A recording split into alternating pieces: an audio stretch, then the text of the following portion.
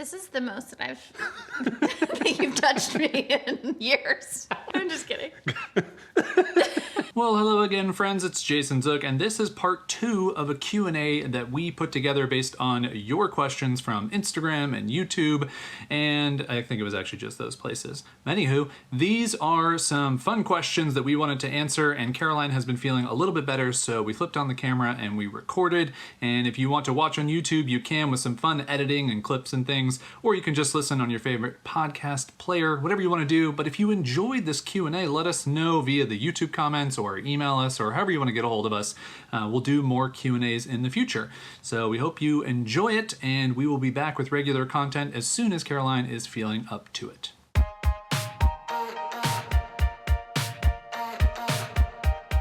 Hey there, we're Jason and Caroline Zook, a husband and wife team who believes life is just one big experiment.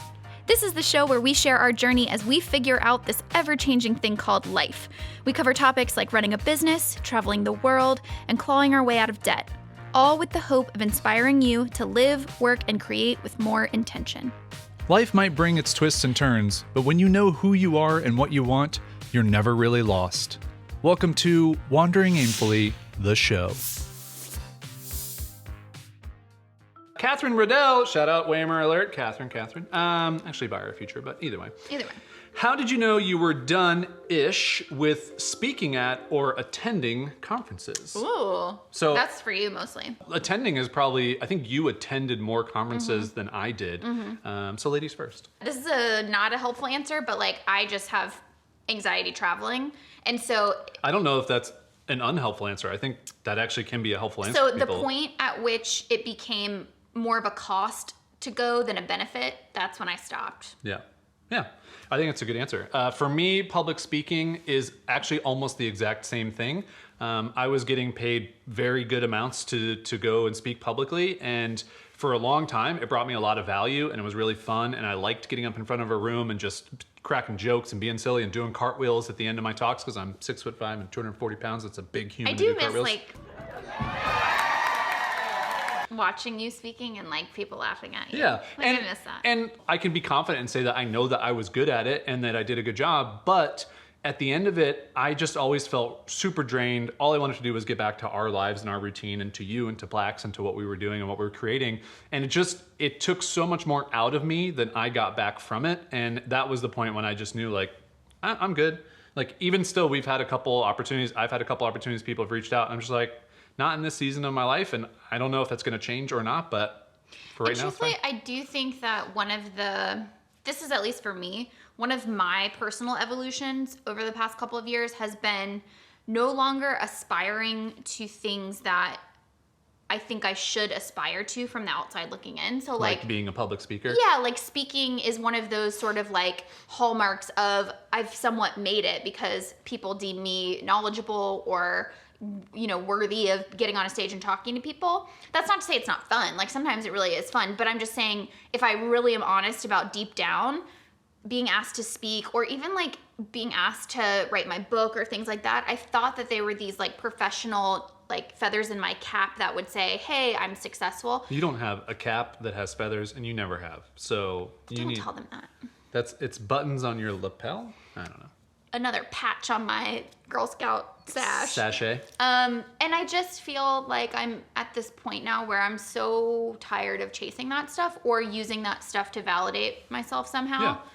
It's just not worth it anymore. Because you do find out. And I'm not saying every person who speaks is doing it for that reason, but I do think it's worth maybe asking that question if those are the things that you're like. It's also probably easy for me to say that now because I was asked to do those things. So it's easy for me to be like, oh, I'm not going to chase that anymore. But yeah, but it's the same thing for me of like running $1 million business. That sucked. I don't want to do that again. There's too much pressure. There's too much stuff that goes on. Like, sure, it would have been probably easier if it was a more profitable hands-off business, but I just think it's really hard to run a profitable hands-off $1 million business. So yeah. I don't want what goes along with that.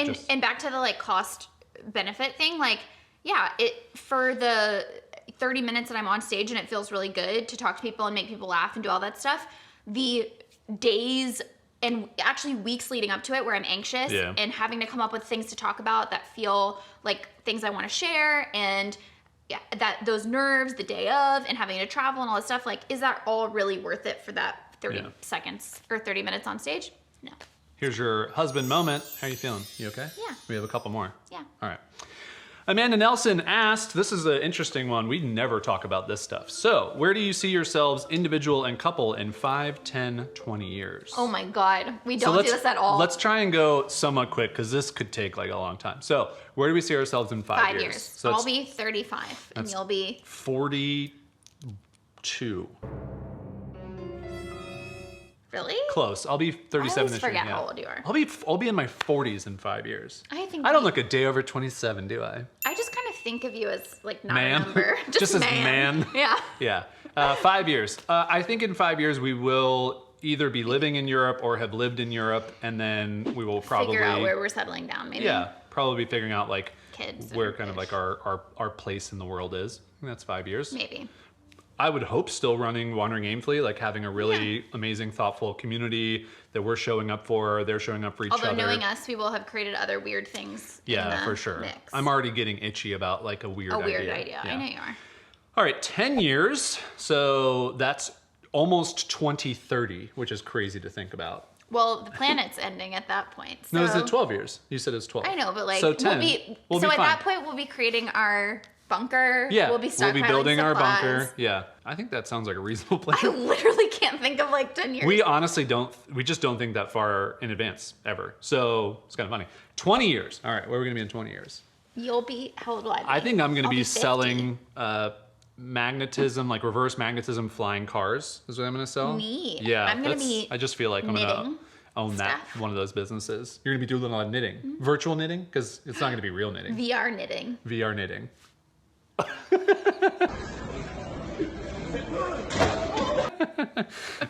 That got Plax excited. Do you want to come be with us? So yeah, 20 years. In 20 years, I'll be 57. Babe, that turns me on. Creep. Straight up creep move. When you're out at a club and you see a fly girl, do the creep and do the creep. I just think like You gotta come this you get way. better with age. Come on, you can come up and join us. Come here. Did you bring a tiny monkey for everybody? Oh, Don't he's so helpful. Did you bring a tiny monkey for This everybody? is to everyone's see? favorite part of these things anyway. All over I know, us. I see All it. right, here, let's try and get you in the middle. I think it's Nara Lee. Would you pronounce that Nara or Nara? Nara. Nara? Yeah. You go Nara? All right, Nara Lee. She asked, what is your step-by-step preparation process for launching a new product and for how long? To me, I included this question because I don't think that this is a simple answer. And I think that they're like the step-by-step preparation process for launching and creating a product. If you want to go through build.wanderingaimfully.com, we wrote out the entire process for building, launching, creating, all the decision-making, all the things.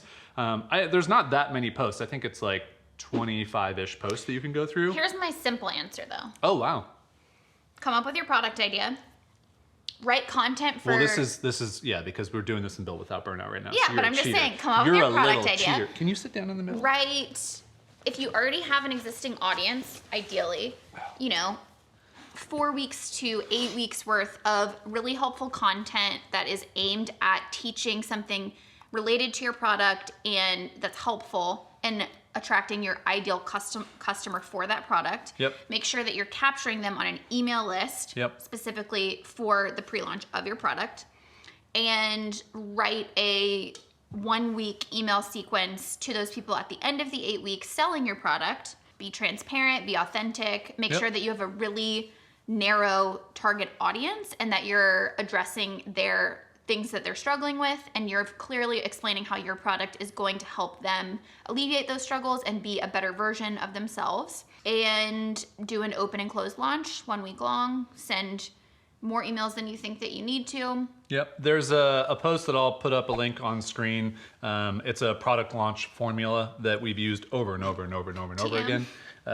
Actually, I got an email that was a cease and desist for that post in that video. Apparently the words product launch formula are trademarked. are trademarked. Which is hilarious because you just can't trademark 3 arbitrary words. It doesn't work like that. Well- Anyway, Ferny. Ferny is a WAIMer. Fernando. Guys, I feel pretty good right now. All right, I'm gonna make up questions. Ferny has 2 questions for us. Knowing what you know now, what would you have done differently in your biz life to have better balance?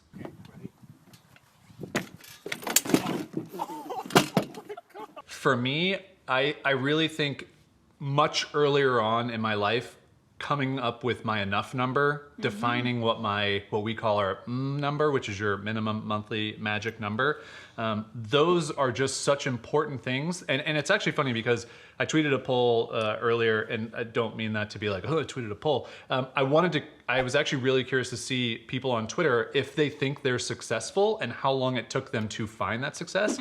And one person wrote me back already who he's built an incredibly well-known app. The app got sold for multiple millions of dollars. He needs to make nothing else in his life, and he's still struggling with defining himself as successful. And I'm like, what else do you need? I put on clothes for the day and get out of my PJs, and I feel Today's a success. Wildly successful.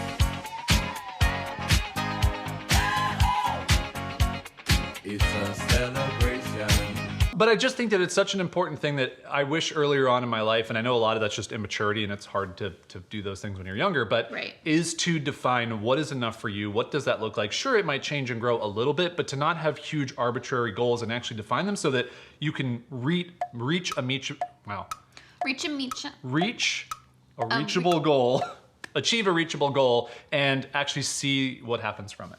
Yeah, and this is something I used to talk about a lot on Made Vibrant, which is shifting your mindset from an achievement mindset to an alignment mindset also. So it's like, stop looking for validation in achieving things, which is an external validation of like, oh, I've made X amount of dollars, or I've got this book deal, or I do speaking like I was saying before, to, okay, who am I as a person and what do I want to feel and what values do I have?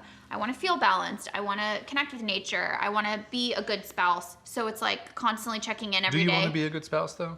Sometimes. All right. Other times I want to be bad. Oh, wow. Can you throw some Willa Ford in there? I wanna be bad, make that look so good. I don't think so. Be bad. No. Okay. Set a lower expectation for myself in terms of work output. The world wants to tell you that you have to work 40 hours a week.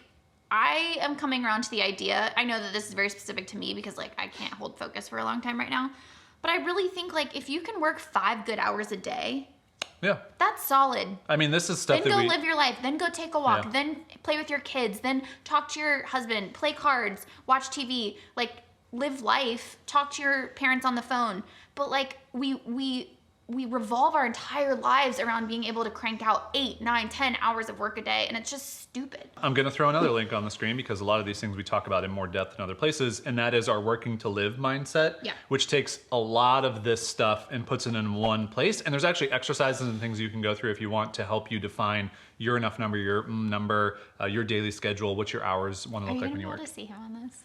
Yeah, I think Barely. like, you could see like his ears. He's so smooshy in between He's like, us. he's smoosh. You might get some snoring. I know a lot of our folks like when we hear some black snoring. We shouldn't make an app like of like white noise app. Just that's just dog black snoring.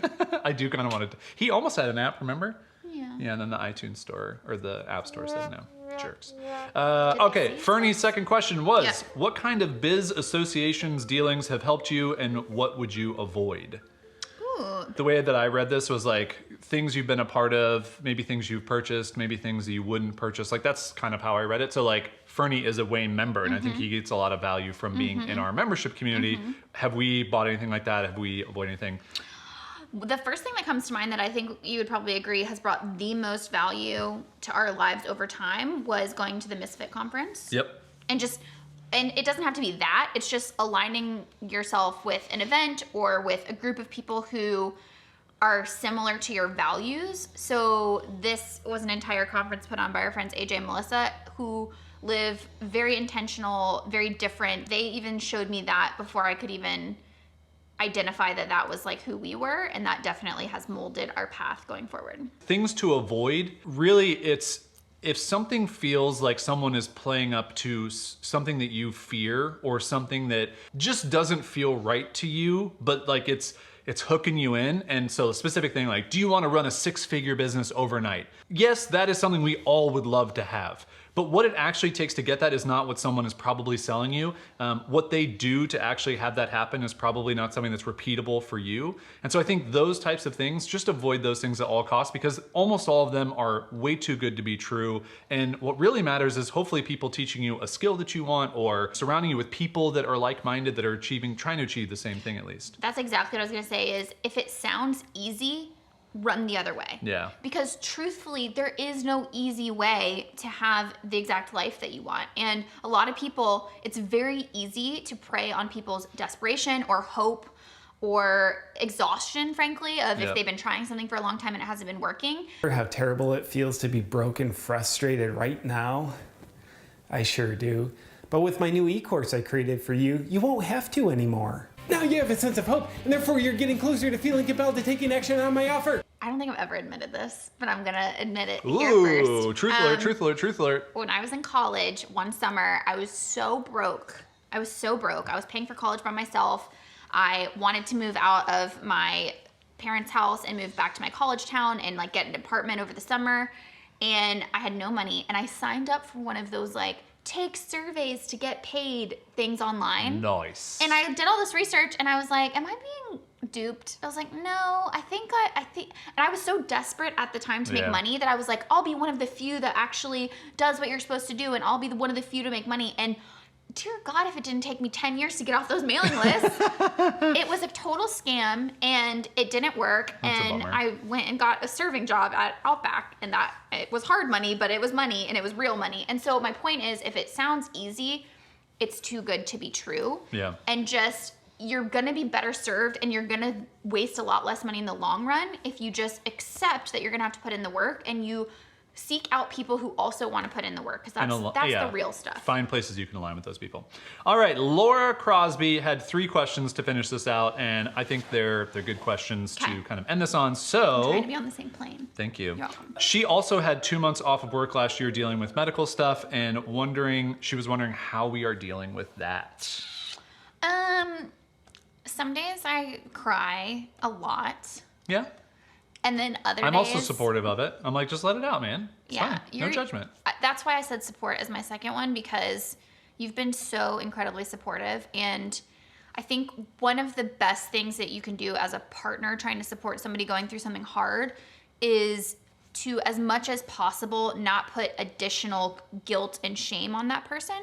So like the very few times that I've said, babe, because I feel it every day, but the very few times I've said out loud, like, I'm so sorry, like, I wish I could do more, or, you know, I'll think that I can cook dinner, and then I just can't, and I'll say, I'm really sorry, and what do you always say?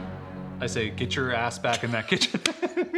Could you imagine if I actually said that? Also, that is really funny you brought that up, because I think the other night was only one of like 2 or 3 times in the past couple months that you've gone into the kitchen and then had to basically like not cook. Yeah. And you literally came out crying, and I was like, well, I mean, if you're gonna cry, like, I guess I'll cook dinner. Like, if it's that bad, like, I'll do it. No, you always say, don't say you're sorry. Yeah. Like, don't say you you're need sorry. to stop apologizing And for so not feeling good. even you just saying that lets me know that that's your cue of telling me, like, it's okay. You don't have to apologize to me. Like, I know you're trying your best. And it really helps to not put this additional burden on me. And something that we've learned through trial and error is like, because in the past you've suggested things like, oh, well, maybe you should go for a walk, or maybe, and you're doing that out of like a good place. But what it's felt like in the past is I'm not doing enough in order to get better. And that's like kind of the worst thing that you can make somebody who's going through something hard feel, is like that they're not doing enough. Because I guarantee you, like, getting up in the morning is the hardest thing that they'll ever do that day. So that's been really helpful. Some days it's really hard. Yeah, I was gonna say, just from like a business standpoint, one of the things that, I mean, we just feel very fortunate that we are where we are now, as opposed to like if we were, let's say, June or July of last year and you felt this way, because we would have no paying members, you know, it would be a whole different story. And we would have figured it out if we didn't have that, but we have our Wanting Aimfully community. It is making enough money that we're essentially breaking even, maybe a little bit lower with our expenses, But I've offset that by taking on one-on-one coaching stuff. So I haven't done one-on-one coaching in a long time. It's not something that I like to spend a ton of time on, mostly just because I have to show up a lot for people, and I'm already showing up a lot in a lot of other ways. And so it's a lot of time, it's a lot of energy for me. And I know I can do it. I've done it before. I have some processes that work really well for people, and it's something I do enjoy. It takes a lot of my energy and time. But that is how we've filled the buffer of money, is me taking on some of those extra things. So, it's a lot of give and take on, what I can do as far as work-wise and taking on things, but then also just being honest with myself of like, I could keep working for 3 more hours tonight, but I just need to sit on the couch and veg out, because otherwise I'm not gonna be able to do anything at all tomorrow or the next day. Right, and also you taking care of yourself too, so that it doesn't get to a place of resentment. Because that's my biggest... I already resent That's you. my biggest fear, is like every day that you continue to carry the ship, I'm like... Well, I'm not carrying any ship. Let's be honest. That's not here. really the best metaphor. Like, Yeah. that you're Steering the continue ship. to steer the ship, Yeah. carry the load, carry the burden, whatever. Is, I don't want to get to this resentment place, but I think that one of the benefits of me going to therapy for years at this point and then talking to you about that stuff is like, you kind of know what my triggers are, and you know what I need, because I've been so verbal and communicative about the stories I tell myself. And so like, how to navigate that. And a lot of times now I'm just trying to listen. So like, I know when you're having like a rough morning or whatever, and I'm just like, hey, how you feeling? And you tell me all these things, and I don't say much. I'm just like, okay. Like, I hope, and I know, because I've seen it over time, like it just helps you to say some of that stuff verbally and to get it out. So it's also not about trying to like fix everything and do all that and just kind of be there for you. It's for you. yeah. We did answer the third question you had, which was, how is the business doing financially with Caroline's limited ability to be creating content and working? I do want to just touch on that, though, is that you have done a really good job of trying to stay with some of the stuff that we had planned. And actually, I'm just going to lump this other question in there, which is, have you guys had content prepped beforehand? Or like, was this a big deal for you guys?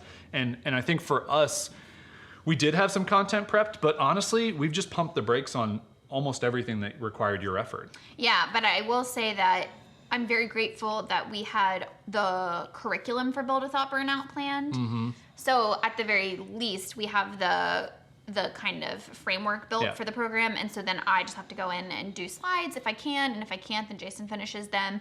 And it's really about just allowing my abilities to dictate the show and then do, problem solving. And that's just what it is. And also, I was going to say, it's really important for us to fight the urge to go into scarcity mode. Ain't nobody got time for that. Of like, oh my God, because then it just puts more pressure on the situation, and then I can't heal, and then we get whatever. So I know that's a lot easier said than done, but for us, it was just going to the whiteboard and saying, okay, how much money does this bring in? How much money does this bring in? Do we think we could get an extra $1,000 out of this by doing X, Y, and Z?